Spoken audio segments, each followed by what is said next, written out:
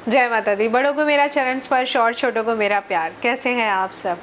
माता रानी के 9 दिन हम लोगों ने बहुत ही अच्छे से माँ दुर्गा को पूजा पाठ करके प्रसन्न कर लिया।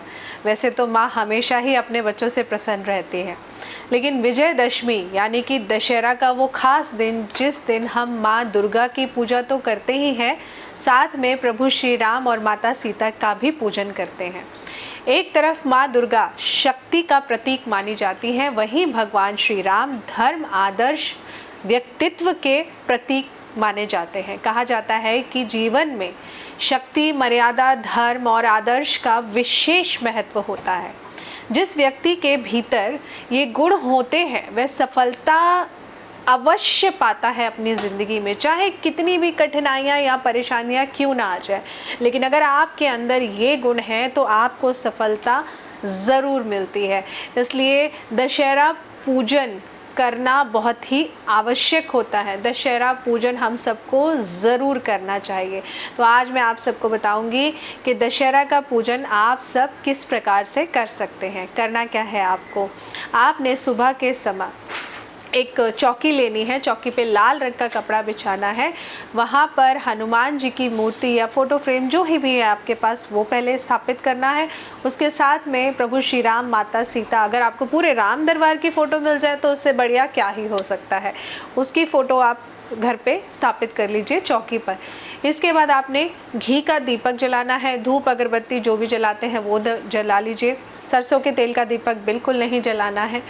और कलश अगर आप रखना चाहें तो रख सकते हैं, नहीं तो सिंपल पूजा बता रही हूँ मैं आप लोगों को विजयदशमी की, आप कैसे कर सकते हैं।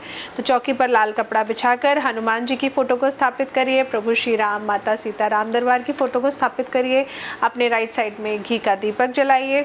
इसके साथ में आप एक प्लेट लीजिए, स्टील की प्लेट ले सकते हैं या कोई भी ऐसा बर्तन, नहीं तो मिट्टी का आप पात्र ले सकते हैं जिसमें हम जौ बीजते हैं। मिट्टी का पात्र होता है ना, तो जिसमें खेतरी जौ बीजते हैं, वैसा कुछ आप ले सकते हैं। घी का दीपक और धूप अगरबत्ती जलाने के बाद सबसे पहले प्रभु श्री राम, माता सीता, हनुमान जी को जल से, गंगा जल से स्नान कराइए, फिर तिलक लगाइए, कलावा बांधिए, फूलों की माला चढ़ाइए और मीठे का प्रसाद भोग में ज़रूर लगाइए। इसके बाद सबसे इम्पॉर्टेंट चीज़, विजयदशमी की पूजा जो बहुत ही इम्पॉर्टेंट इसलिए होती है कि अगर आप अपने शत्रुओं से बहुत परेशान रहते हैं तो ये पूजा आप लोगों को ज़रूर करनी चाहिए। लेकिन ध्यान ये देना है कि इस पूजा को ये सोच के मत करिए कि आज मैंने पूजा करी है मेरे शत्रुओं का नाश होगा, ऐसा नहीं। सिर्फ ये सोच के कि अगर हम किसी का गलत नहीं चाहते हैं तो भगवान हमारा गलत भी कभी मत होने देना। इस सोच के साथ अगर आप पूजा करते हैं तो आपको अपनी पूजा का फल ज़रूर मिलता है। इसके बाद जब आप स्नान करा दें, टीका लगा दें, भोग, मीठे का भोग, फल का भोग जो भी आप लाए हैं वो प्यार से आप भोग लगा दीजिए, फूल माला वगैरह चढ़ा के। फिर आपने वहीं पर बैठकर एक पात्र लेना है, मिट्टी का ले लीजिए। पात्र लेकर उसमें गाय के गोबर के छोटे छोटे 10 उपले, अगर आप गोबर लाके खुद बनाना चाहें तो बना सकते हैं, लेकिन कुछ लोगों को स्मेल से प्रॉब्लम होगी तो इसलिए आप बने बनाए छोटे छोटे 10 उपले ले आइए। उसके ऊपर आपने जौ, जो हम जौ नवरात्रों में बोते हैं, जौ लेना है। घी में डिप करके जौ का आपने मतलब घी इतना लगाइए कि घी ज़्यादा एकदम लिक्विड की तरह ना हो जाए, थोड़ा सा घी लगा के जौ के लड्डू टाइप में बना लीजिए। तो आपने 10 उपले लेने हैं और 10 उपलों के ऊपर ये छोटे छोटे लड्डू बनाकर, एक उपले पे एक लड्डू बनाकर इस तरह रख देना है। जौ ही क्यों लेना है? जौ राहु ग्रह का कारक होता है और राहु हमारा सबकॉन्शियस माइंड होता है। जब आप अपने सबकॉन्शियस माइंड को मैसेज देते हैं कि आपको क्या चाहिए, तो आपका जो माइंड है वो एक्टिवेट हो जाता है, वो चैनलाइज होना शुरू हो जाता है कि आपको क्या करना चाहिए, आपको क्या चीज़ चाहिए और उसकी सही डायरेक्शन क्या है आपके लिए।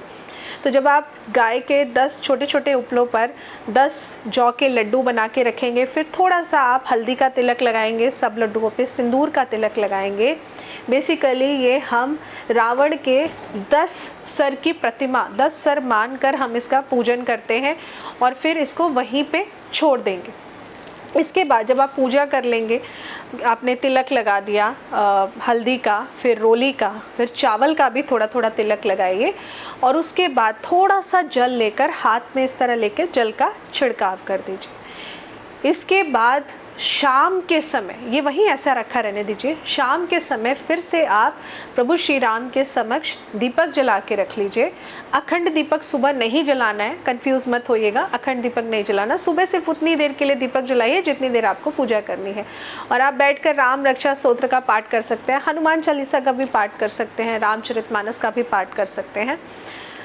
इसके बाद शाम के समय आपको दीपक जला लेना है और दीपक जलाने के बाद फिर आपने जो मीठे का प्रसाद सुबह लगाया था भोग में, आप वो वहाँ से सुबह हटा लेंगे, लेकिन उसी में से थोड़ा सा प्रसाद निकालकर शाम को आपने वो जो गाय के उपले आपने रखे हैं 10, उन पर थोड़ा थोड़ा भोग लगाना है, बिल्कुल थोड़ा थोड़ा भोग लगा करके फिर आपने जल लेना है सीधे हाथ में और जल को इस तरह थाली के या जो भी आपने जिसके अंदर उपले रखे हैं ऐसे करके आपने क्लॉकवाइज, एंटी क्लॉकवाइज नहीं, क्लॉकवाइज जल को ऐसे 3 बार घुमाना है। घुमाने के बाद में फिर आपको ये प्लेट यहाँ से उठा करके किसी ओपन स्पेस में ले जा करके, चाहे तो प्लेग्राउंड में या अपने छत पे या बालकनी में ले जाकर, तब जब दिन छुप जाएगा उसके पश्चात आपने इसमें अग्नि को प्रज्वलित कर लेना है।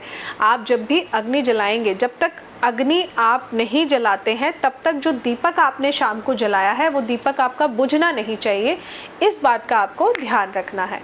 तो जब आप दिन छुप जाए उसके बाद फिर आप इन चारों उपलों में अग्नि लगाइए और अग्नि लगाने के पश्चात हाथ जोड़कर क्षमा याचना करिए कि आपकी ज़िंदगी में जो भी कष्ट अभी तक चल रहे थे, प्रभु श्री राम, माता सीता, लक्ष्मण जी, हनुमान जी उन कष्टों को, जिस तरह हनुमान जी राम सीता जी को अपने हाथों पे इस तरह बिठाकर बिल्कुल उड़ाते हुए लेकर चले गए थे, उसी तरह वो आपके कष्टों का भी निवारण जल्दी करे। और ऐसा सिर्फ अगर आप हर विजयदशमी पे करना शुरू करेंगे तो आप देखेंगे कि आपको जो भी दुश्मनों से परेशानी बनी रहती है वो धीरे धीरे होकर समाप्त होना शुरू हो जाएगी। नहीं तो आप इस बार एक बार कर कर देखिए, इसका डिफरेंस आप खुद देखेंगे। आपके दुश्मन जो ज़बरदस्ती आपसे बैर रखते हैं या आपके लिए भला बुरा बोलते हैं, वो खुद आपके पास आकर आपसे माफ़ी भी मांगेंगे और आपकी इमेज को जो ख़राब करने की कोशिश कर रहे हैं बाकी लोगों के बीच में, वो ऐसा नहीं करेंगे। जय माता दी।